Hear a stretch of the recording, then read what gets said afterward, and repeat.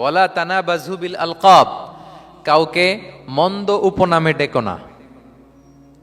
মন্দ উপনামে ডেকো না মানে কাউকে একটা বিশেষ নাম দিও না, তার নামটা সুন্দরভাবে ডাকো। নাম বিকৃতি করা কবিরা গুনাহ। নাম আপনি বলুন হুজুর এটা একটা কথা হইলো, নাম বিকৃতি করছি তো কি হয়েছে? এটা আপনার কাছে সমস্যা নাই। ধরেন যে ওই লোকের নাম আব্দুল্লাহ, আপনার কাছে আব্দুল্লাহ এটা সিম্পল, ধুর আব্দুল্লাহ একটা কিছু হইলো। কিন্তু যার নাম আব্দুল্লাহ তার কাছে এটা অনেক দামি। তার কাছে কি? কারণ এটা তার পরিচয় বহন করে। ধরেন যে আমার নাম কি মিজান, আপনার কাছে মনে হয় আরে মিজান একটা নাম হইলো, তা আমার কাছে তো এটা অনেক গুরুত্বপূর্ণ, কারণ এটা আমার পরিচয় বহন করে। এই নামে মানুষ আমাকে ডাকে, ফলে এটা আমার খুব আদরের, আমার কাছে বড্ড যত্নের দরদের নামটা। আপনার কাছে নাও হইতে পারে। মানুষ প্রত্যেকে তার নিজের নামকে খুব পছন্দ করে। দেখবেন যে মানুষ কাগজ পেলে নিজের নামটা লেখে, সিগনেচার দেয় একটা, দেখবেন দেয়। এরপর দেখবেন যে সি বিচে ঘুরতে গেলে বালুর মধ্যে নিজের নামটা লিখে, দেখবেন লিখে। শুধু তাই না, লিখে আবার একটা লাভ আঁকে, লাভ চারদিকে আঁকে। কেন আঁকে? কারণ এই নামটা সে পছন্দ করে অনেক, এটা তার কাছে গুরুত্বপূর্ণ, আপনার কাছে নাও হতে পারে।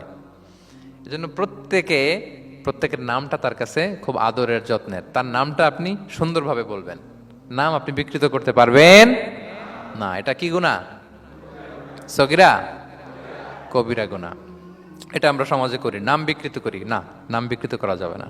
ওয়ালা তানাবাযু বিল আলক, মন্দ নামে ডেকো না। আমাদের সমাজে এটা আছে। দেখবেন যে বাবা মা সুন্দর নাম রেখেছে আবু বকর, ওকে ডাকে বকইরা, আছে না এরকম? তারপর নাম রেখেছে ধরেন আব্দুল কুদ্দুস, ওকে ডাকে।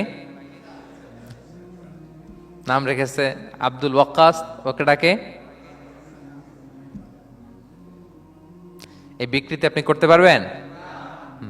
কারণ কিয়ামতের দিন আপনার নাম ধরে আপনার বাবার নাম ধরে ডাকা হবে। তুদআউনা ইয়াউমাল কিয়ামাতি বিআসমাইকুম ওয়া আসমাই আবাইকুম।